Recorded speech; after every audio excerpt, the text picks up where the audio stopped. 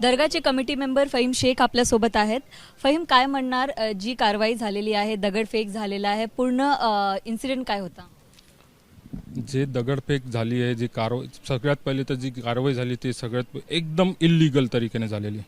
ती धार्मिक भावना दुखवणे, राजकीय फायदा उचलणे हे त्यांचा हेतू आहे, बाकी दुसरं काहीच नाही. आणि काल जे दगडफेक झाली आम्ही त्याचा समर्थ करत नाही, ते निंदनीय आहे. तरी पण पोलीस प्रशासन ज्यांनी हे घडवलंय, ज्यांनी दगडफेक केलंय, पोलीस प्रशासन काय करते माहिती आहे का? निर्दोष लोकांवर कारवाई करते. तर आमची पोलीस प्रशासनाकडे विनंती आहे का अशा ज्यांनी घडवलंय, ज्यांनी केलंय, त्यांनी चौकशी करावी, अशा लोकांवर कारवाई करावी. आम्ही त्यांच्या समर्थ करणार नाही. पण इंजर्ड झालेला आहे, 30+ पोलीस आहेत जे हॉस्पिटलमध्ये ॲडमिट आहेत, त्या काय म्हणणार तुम्ही? नाही आहे ना, पोलीस इंजर्ड झालेले आम्ही नाही म्हणत नाही, पण ज्यांनी केली त्यांच्यावर कारवाई करा. जे झालं आहे मी तुम्हाला परत तेच बोलतोय, आम्ही त्याचं समर्थन करत नाही. ज्यांनी केले ते गुन्हेगार होते, जे काही होते त्यांच्यावर कारवाई. ते नशे केलेले होते, काय केलं होतं आणि बाहेरून कुठून आले होते, काय आले होते आम्हाला कोणाला माहीत नाही. इकडचे लोक नव्हते असं म्हणताय तुम्ही? इकडचे स्थानिक कोणी नव्हतं. आणि पोलीस प्रशासन फक्त स्थानिकांच्या घरी जाऊन त्यांच्या घरात घुसून जोर जबरदस्ती करून त्यांच्यावर जे कारवाई करते ती कारवाई पोलीस प्रशासनाने थांबवावी. आता मी स्वतः आम्ही रात्रंदिवस कोर्ट कामासाठी फिरत होतो, सोशल वर्क करत होतो, जे काय आम्हाला लागत होतं. आमच्यासारख्यांवर कारवाई करणं कितपत योग्य आहे?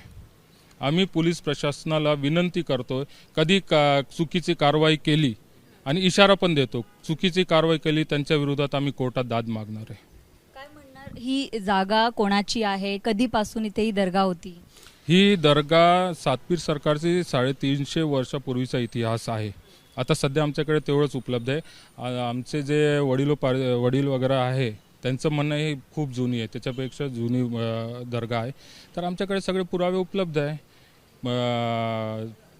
प्रशासनाने आम्हाला बोलवावं, बघावं.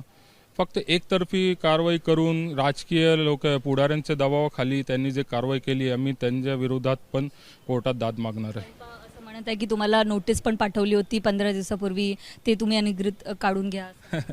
नोटीस पाठवली.